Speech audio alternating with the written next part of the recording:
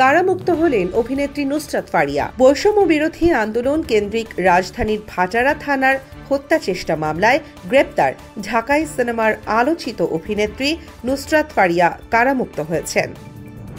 মঙ্গলবার 20 মে বিকেল 3:30টার দিকে কাশিমপুর মহিলা কেন্দ্রীয় কারাগার থেকে কারামুক্ত হন তিনি।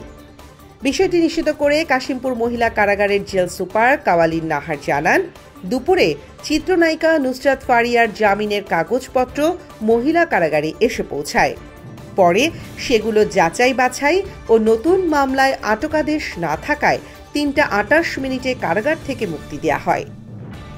কারা কর্তৃপক্ষ তার মার কাছে নুসরাত ফারিয়াকে বুঝিয়ে দেয় বলে জানান তিনি।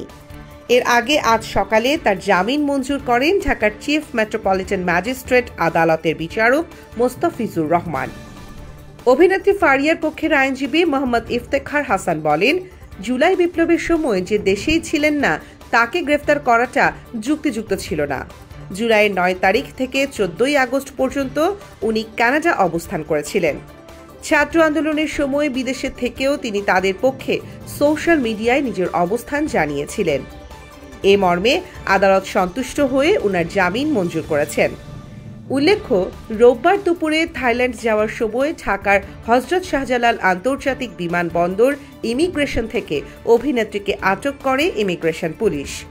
এরপর ফারিয়াকে ডিএমপির ভাটারা থানায় থাকা এক হত্যা চেষ্টা মামলায় গ্রেপ্তার দেখিয়ে আদালতে তোলা হয়। পরে আদালত অভিনেত্রীকে কারাগারে পাঠানোর আদেশ দেন। Real link entertainment desk.